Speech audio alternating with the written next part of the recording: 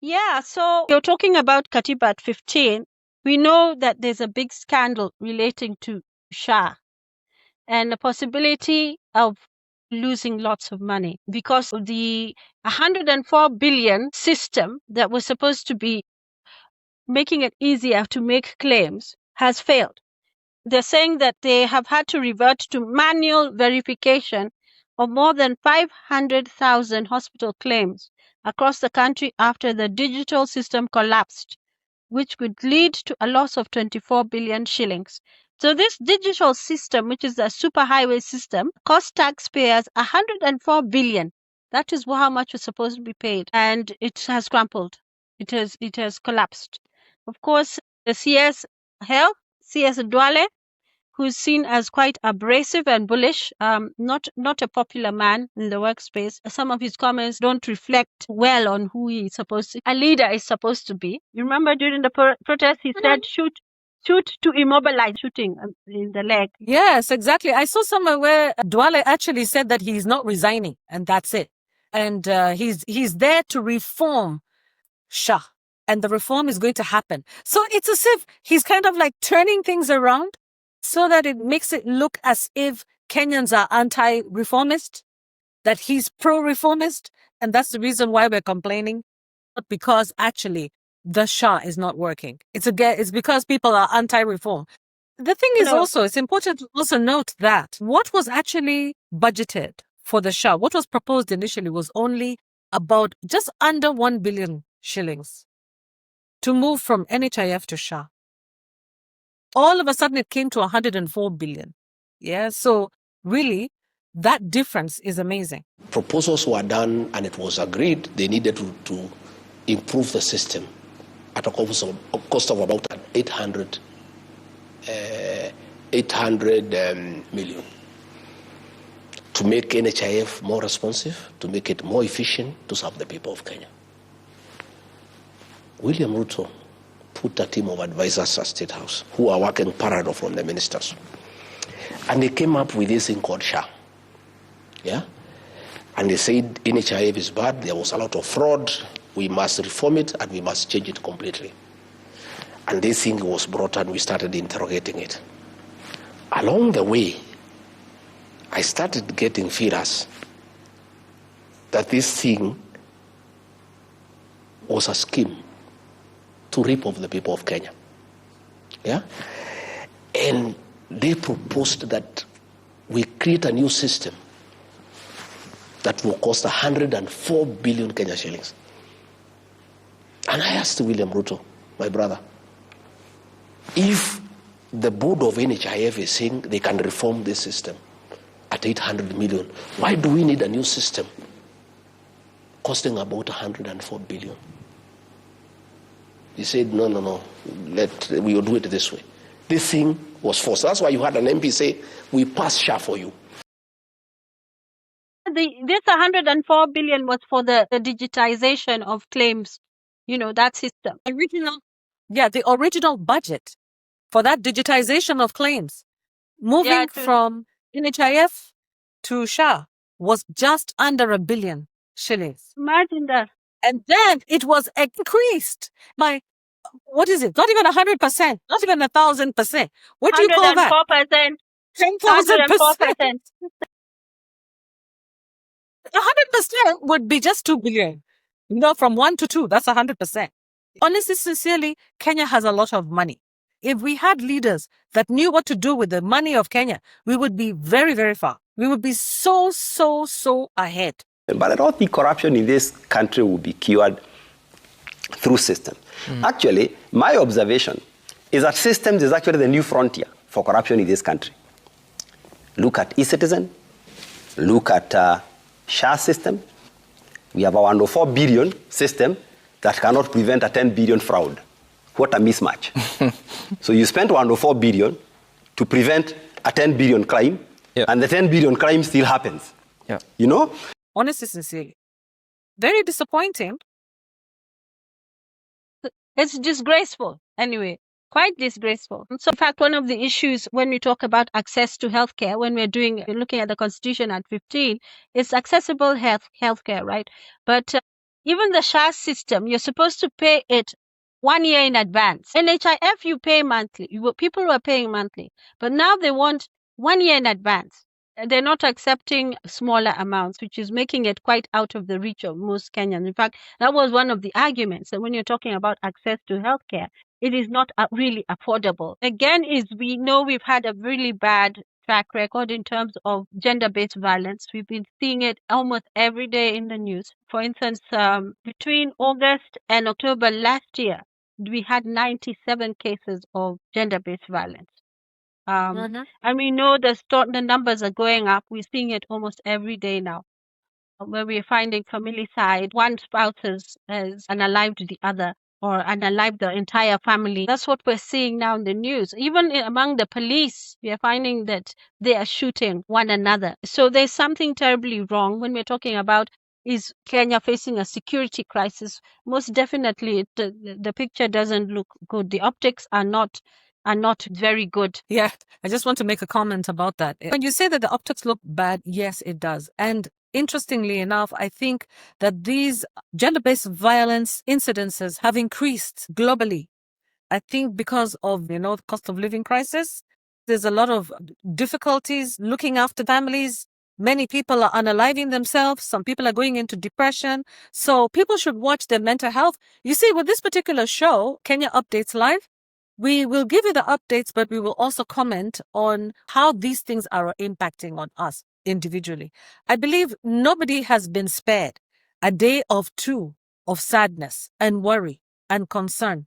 All of us are concerned about our finances.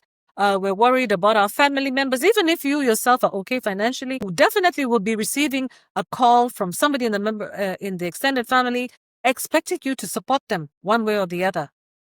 And it's difficult for us to say no. I don't think we've ever been in such a terrible situation in a very long time. So I would want to say to us as people, as spouses and as family people, that we should definitely have patience with each other. That's number one. Also try to maybe bring down your standard of living if you have to, forego a few things. Make your life a little bit easier. And again, also there are people who are prone to have very bad tempers and to go and abuse alcohol and drugs when they're experiencing stress. And what that does is that it then shifts their mindset and they have no control for their actions eventually. So they can do something really terrible, which they didn't really mean to do. I also saw a situation where a mother threw herself and her children into a river. State police are investigating an incident that left a mother and 2 young children dead at Niagara Falls. According to police, a local Niagara Falls, New York woman, 33-year-old Chianti Means, and her children, Roman Rossman, 9, and Mecca Means, 5 months, fell to their deaths October 28th at Niagara Falls State Park after bypassing safety measures. A statement from New York State Park Trooper James O'Callahan says authorities were called around 9 a.m. and responded to an incident on or around Goat Island in Niagara Falls. Investigation determined that 3 individuals crossed over safety guardrails and went over Niagara Falls on Luna Island, attached to Goat Island. Police were unable to locate the victims' bodies, but have determined that the 3 individuals' deaths were, quote, intentional in nature. Tonight, on a sad note, and a family in Kinyona, Murang'a County, has been thrown into mourning after the bodies of their 26-year-old daughter, Virginia Njeri, and her 2-year-old son, Andrian Major, were discovered in River Thiririka in Gatundu South. The 2 had been reported missing just 2 days before they were found dead.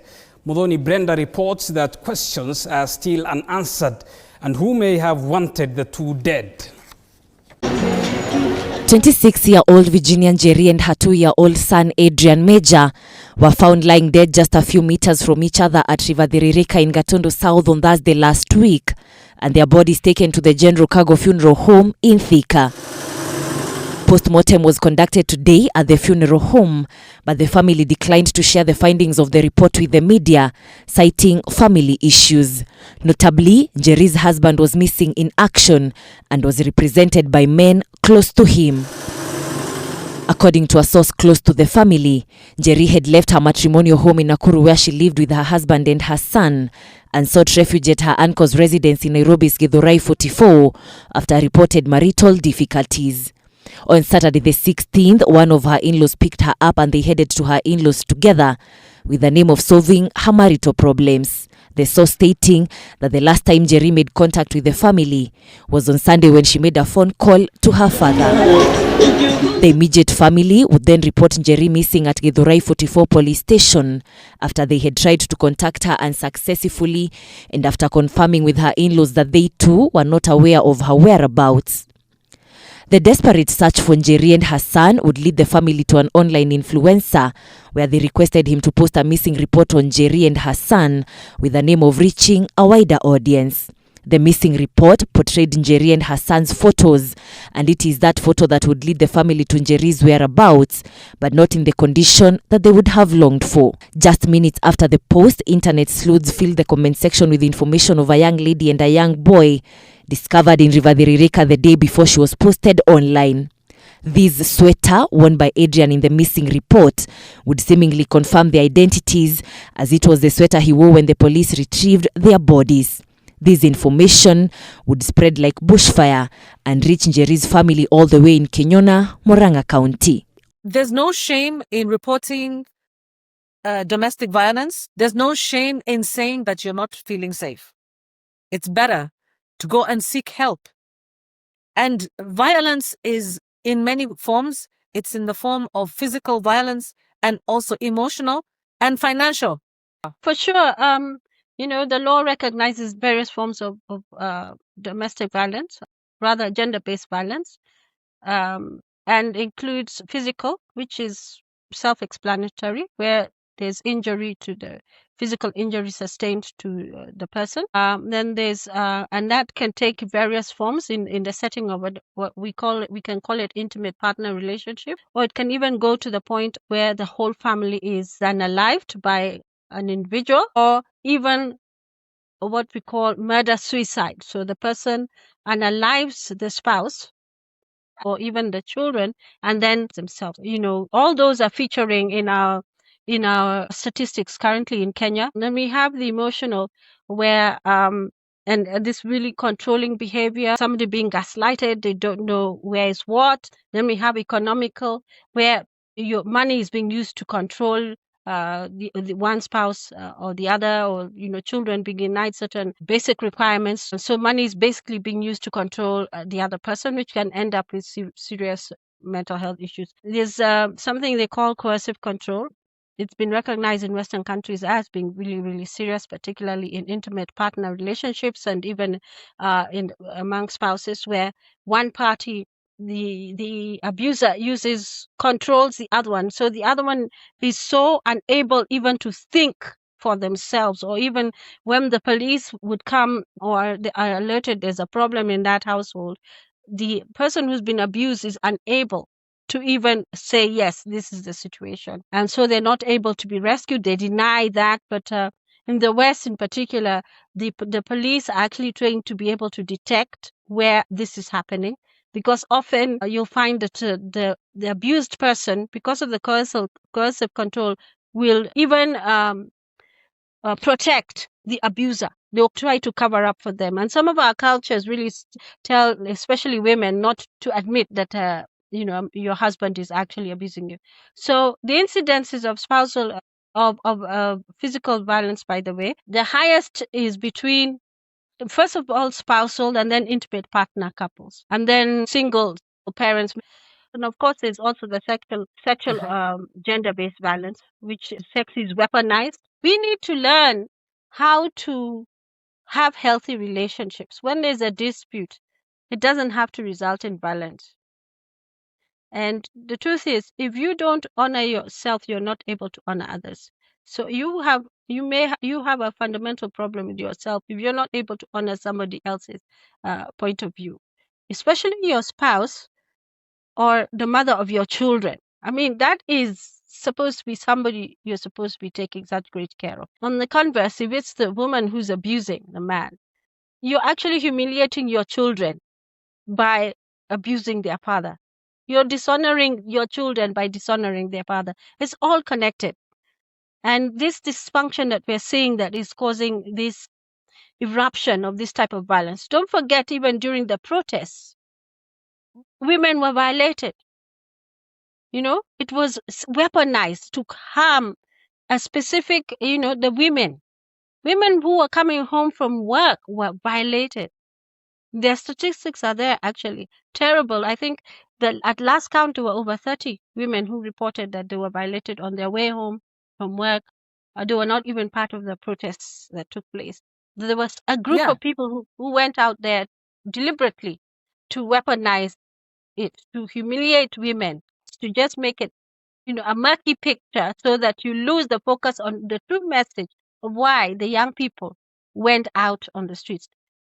Basically, one of the areas of insecurity, we're not secure in our homes. We're not secure even with the police who are supposed to be keeping us safe. People are not secure. They're passing away in their custody. Like an inability for the security machinery to respond or even to come up with innovative ideas or ways of handling that. Or even walking away from a potentially dangerous situation in this country where perhaps the one spouse has called the police and said, I'm in trouble, and come and say, that is mambo ya nyumbani, that is home affairs, are not interfering. You guys, you sort your affairs out. And, potentially leaving the partner who's under threat, putting them in a really precarious sort of situation. Yeah. So when we Yeah. ask ourselves, are we facing a security issue in this nation? It's true. Yeah, I was just thinking to myself as you were speaking, it brought that deja vu you were talking about last time of the CS for security, Kipchumba Murkomen, saying that anybody who comes within the vicinity of a police station shoot to kill. So, this kind of message can be misinterpreted. That even if it was spoken during the period of the protests, it needs to be unspoken. That whole message needs to be retracted. Because now there are so many children and women who are not going to the police station because they feel insecure. They're not going to go to the police. Yeah, children also, they listen to that. They listen to those orders that if you're found anywhere within the vicinity of a police station, you could be killed. The police have the right to take your life. Yeah? So that kind of thing is very, very serious. Another thing I wanted to also bring up is, thank you, Susan, for that explanation. But I've also seen, I live here in the UK, but I've been actually looking at the news in Kenya a lot. And every day I've been noticing, it seems that there's been an increase in child abuse cases. Children are being hurt by their teachers. There's a picture that I saw of a little kid with so many bruises on their back. A little child, maybe 5, 6 years old. So parents taking your children to school, please, tafadhali, be very careful with your children as you're taking them to school. Check them, especially if you have a baby girl, check them. Ask her, teach your children how to keep themselves safe from adults, because actually adults are perpetrators of these kinds of crimes against children. Yeah, certainly. In fact, even the statistics show, we know there have been reported cases of sexual molestation by teachers. Even in the hospital, we've seen people taking matters to court because they were molested by a doctor. Then also the child labor, when you're talking about exploitative behaviors towards children, a recent report shows there are 1.3 million Kenyan children who are under child labor. They're being exploited, and it's mainly in the agricultural and informal settlements. That's where this is actually happening in Kenya. When we're talking about security, let's not forget the horrible story of Shakahola. We're going through a phase 2. The fellows who were involved in the Shakahola case, they're facing charges, somebody called Mackenzie. But now, recently, they've unearthed a second round of it. The crime scene is a vast private ranch, which is about 50,000 acres, in a place called Kwa Bi Nzaro. It falls in a place called Chakama Ranch. It's community land, but it's now privately owned property. And they're saying that they've unearthed these bodies, and it is so terrifying. Just watching it happening again and again, and what is the issue here is that people devaluing people's lives. So they, under the guise of religion, they're bringing these people who are desperate. I believe these guys have a deep desire to worship God, and this is being abused. They must be charismatic enough to confuse the mind of a proper thinking human being, somebody who can process information well. So what has happened is the same rituals of starving them literally to death. They're in like a perpetual fast. So they die, they pass away, and then they are buried. This is Friday 29th newspaper. They're saying so far 32 bodies have been unearthed, and this is in phase 2. Remember the Shakahola, there was over 400 bodies, and they're still, by the way, they are still unearthing bodies. You can imagine how long that has been going on, and people have been looking for their relatives, and maybe they're buried in that ground. Yes, because people travel from very far, from all over the country, to go to those Kilifi forests. Yeah. They give all their money in the name of somebody, getting an answered prayer or understanding this is the way you're supposed to worship God. You go with your whole family, and family members have gone to look for their family members. Imagine finding all of them gone. Yeah, let me Yes. add something there.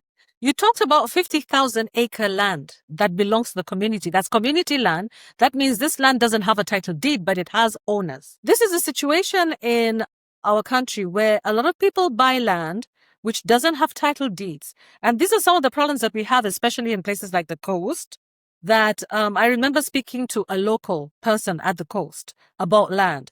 And they said that the first thing you need to do if you purchase land that is community land that does not have title deed anywhere in this country is fence it with a perimeter wall and put somebody there in charge. Because your land can end up being used in this manner. And then now you're involved in a police case. This becomes a criminal case, isn't it, Susan? You're the lawyer. You can help us with that.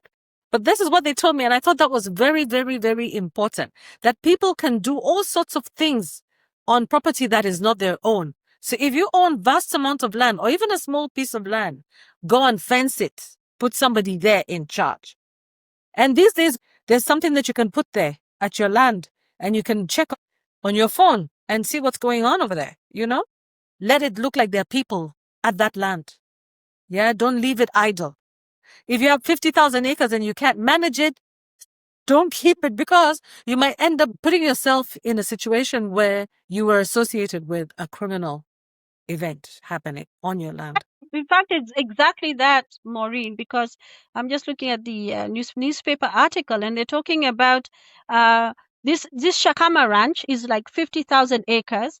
And these guys who, these criminal groups who are doing these cults were somewhere in it. And it's a vast piece of land, 40 kilometers away from the nearest police station.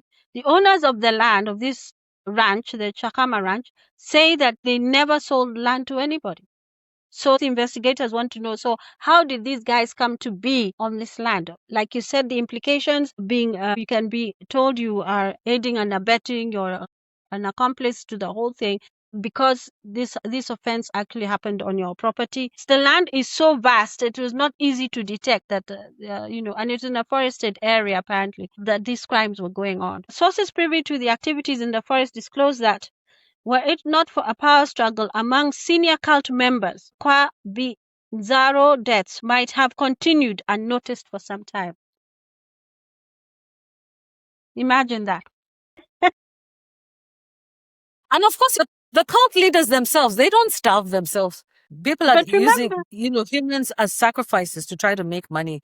Anyway, Susan, we only have a few minutes. Yeah, so you were discussing the issue of security, whether the nation's facing a security crisis. And of course, we can see even from the, when we do the analysis of the Kenya at 15 and the Constitution, we can see we're not doing well on the Bill of Rights. We can see that security issues are not being addressed well enough. A lot of things are not going right.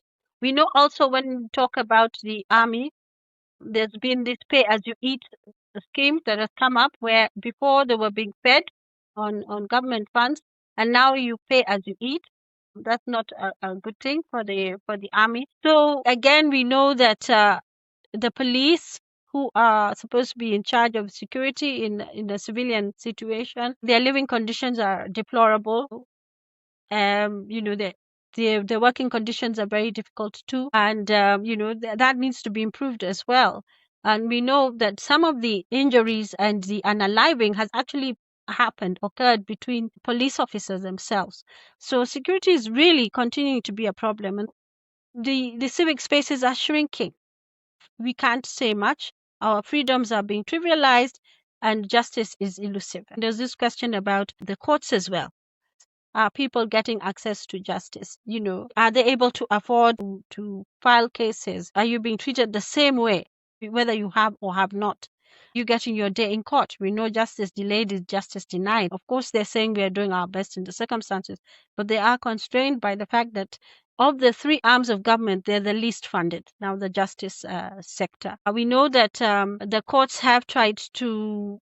During the protests, a lot of young people were actually taken to the courts. We talked about arbitrary arrests. We know many of them were charged with terrorism, but the bond terms were so high. But eventually they were reduced. But they'd already spent a number of days in the cells before that.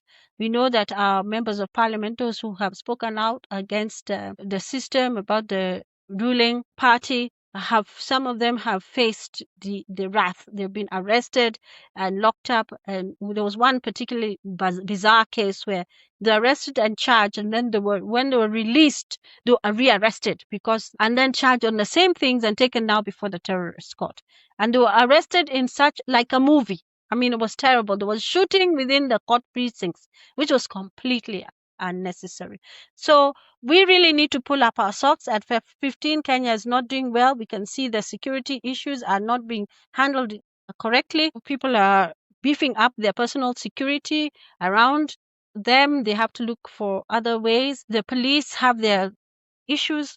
So it is actually a serious. Women, children, we're still not safe. We've seen the really bizarre stories. One particularly nasty one was where this gentleman unalived his spouse and gouged out her eyes. He gouged out her eyes, yeah, in Kenya. They say that actually the person who lives with you is the most dangerous one. The most dangerous person around you is actually the person you sleep with, the person that you said vows with. Most dangerous. That's what they say. To learn how to communicate better and cope with stress better. And the one way this can be done is actually through the education system. But we know the education system is also a problem. These children went to school and the capitation was not yet released. In fact, somebody I was asking, so I asked, is your daughter back in school? And they said yes. And I said, the capitation has not been released yet. And the person laughed and said, well, there are two different school fees you pay in school. There's the one that is official and then the other. Now the other is to sort of cover all those spaces. So the parents have to pay all types of, because the capitation is not there, the children have to continue going to school. So that the parents have to end up digging into their pockets to pay for things. So even when you see this is a low-cost national school or a high-cost national school, there's a lot of extras that the parents have to pay, which are not officially showing anywhere. But that is the only way that the child can continue to go to school. Yeah, Susan, talking about what parents have to do to cover. In the rural areas, when they don't have money, this is the time now parents are going to be exploited. They're going to have to bring chickens, eggs. They're going to have to feed the school, bring a goat. That's what they do in the rural areas. Or even in the peri-urban areas. You go and take some chickens to the headmaster so that he doesn't kick your child out of school. You go and borrow from your women's group. This is what women have been doing. If they can't afford cash, they pay in kind. They give free labor in the kitchen. Mothers really suffer for their children's education. So the government really needs to do something about this situation. The other thing is look at devolution. Devolution has not worked the way it should have worked. It should have worked, we should be having a lot of autonomy and independence in the counties. But what's happening? The national government is not releasing their expected funds in a timely manner or in sufficient amount. We know, then we look at Parliament, the relationship between Parliament and the executive. Right now, Parliament is very much controlled by the executive. we had the comments about corruption that came out. Corruption is a leadership and integrity issue, something that actually is something that is frowned against even under our national values as a nation. And we're finding that there's this banding about of this word between the parliament and the executive. Who's fooling who in this whole story? You know, we knew a popular song called "Who's Fooling Who." The question is, who's fooling who in this whole situation? fooling who? Well, the Kenyan public Are are you not fooling- fooled at all. Are you fooling me or am I fooling you? The Kenyan public is not fooled at all by what they're seeing. We're increasingly aware. We've seen the way people want to participate and stuff like that. So Katiba at 15, I heard one politician saying people want to amend the Katiba and they have not even implemented it in the first place. So what are you amending? So first you implement and then you amend it. But obviously we can see that we are suffering from a hangover of the 63 constitution and not able to really embrace the current constitution, the 2010 constitution, in the way we are supposed to. That's all from me. Thank you, Susan. And on that note, I want to remind people that Raila actually said that we have too many constituencies, isn't it? And he said we've got 46, is it? And he said we should have fewer. There should be no more than like about 7 or 8. There are too many. It's too much work. But actually, that's the whole spirit of devolution. Yeah, that's the whole spirit of it. Like Susan said, let them implement the constitution. If we can implement our constitution, we have one of the best constitutions in the world.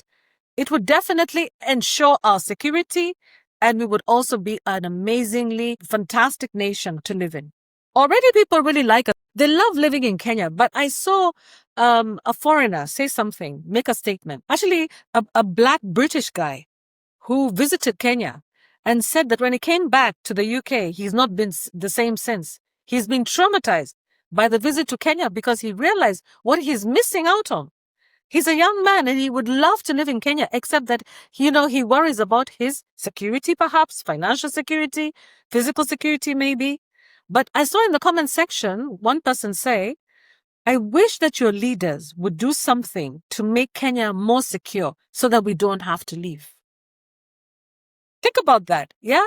Because this is now another person in America, an African American who is in America. He said that he was in Kenya recently. He's also experiencing the same thing. He's missing Kenya so much, but he doesn't feel like he can come back because he doesn't feel that he can make the money that he makes in America in Kenya. And yet we know that Africa is the richest continent. Why should we not have that as one of our goals, one of our agendas, to make sure that the young people can thrive in their own country and that anybody who wants to come and live in Kenya and work in Kenya can do so? Yeah, so I think it's like, it's about respecting the fact that there are people who went before us and paid the price. So we should just be building on that and not trying to start all over again. Yeah. So on that note, thank you guys for watching. Really appreciate your time. Sorry we went a little bit overboard. Oh, thank you so much for your time, Susan. Been a pleasure as usual. Have a lovely week and thank you guys for watching. Goodbye.